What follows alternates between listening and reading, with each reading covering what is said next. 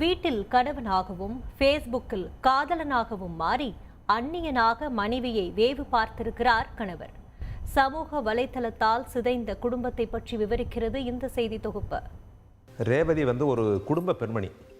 ஒரு 30 வயது இருக்கும். ஆனால் ரொம்ப அழகான பெண்மணி. அவருடைய கணவர் ஒரு மிக பிரபல்யமான டாக்டர், சென்னையில் இருக்கார். அவருடைய அப்பாயின்மெண்ட் கிடைக்கிறதே கஷ்டம். அவர் ரொம்ப பிஸியான டாக்டர். ஆனால் குடும்பத்தை கொஞ்சம் கவனிக்க தவறியதாக தெரியுது. அதனால் இந்த பெண் இன்ஸ்டாகிராம் இது போன்ற சமூக ஊடகங்களில், ஃபேஸ்புக் இதெல்லாம் நிறையா ஊடகங்களை பயன்படுத்தி வந்துட்டுருக்காங்க. அப்போது ஒரு இளைஞனோட ஒரு கான்டாக்ட், சேட்டிங்.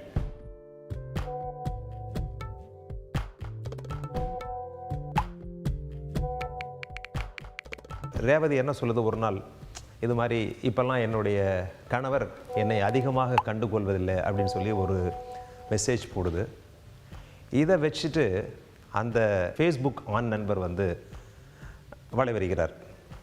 அப்படியா, உங்களை போன்ற அழகான அந்த ஒரு பெண்ணிற்கு கணவன் எப்பொழுதும் பணிவிடை செய்து கொண்டே இருக்க வேண்டுமே, எப்படி உங்களை உதாசீனப்படுத்துறது அப்படின்னு சொல்லிட்டு இவர் இமோஷ்னல் பிளாக்மெயில் சொல்லுவீங்களா, அந்த உணர்ச்சியை தனக்கு சாதகமாக பயன்படுத்தி இந்த பெண்ணை கவர்வதற்கு இப்படியே நாட்களை நகர்த்தி கொண்டே இருக்கின்றார்.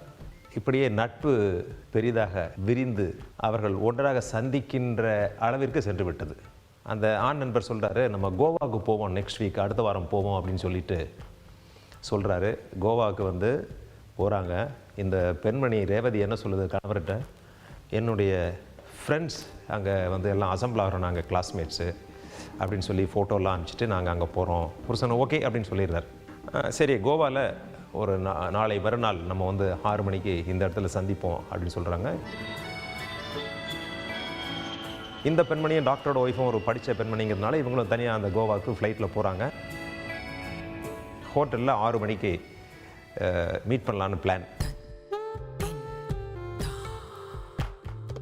6 மணிக்கு ஒரு பூங்கத்தோட ஒரு நீல நிற சட்டை, கருப்பு கலர் பேண்ட் போட்டு இருப்பேன்னு சொல்கிறாரு.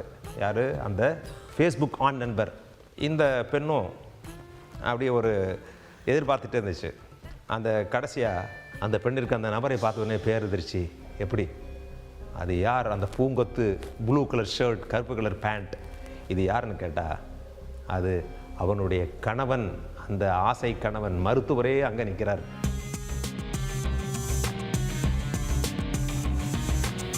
மருத்துவர் டெஸ்ட் பண்ணியிருக்கார். தன்னுடைய மனைவி எப்படி இருக்கா, ஃபேஸ்புக் சோஷியல் மீடியாலாம் வச்சுட்டு எப்படி இருக்கா அப்படிங்கிறத பரிசோதிக்கிறதுக்கு இந்த மாதிரி பண்ணியிருக்கார்.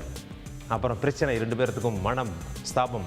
அது எங்கள் காவல்துறைக்கு நாங்கள் கவுன்சிலிங் கொடுத்து அப்புறம் ஒன்று சேர்த்து வச்சோம். இருந்தாலும் அந்த மனதளவில் ஏற்படுகின்ற விரிசல்கள் எப்பொழுதுமே பிரதிபலித்து கொண்டே இருக்கும் வாழ்க்கையில்.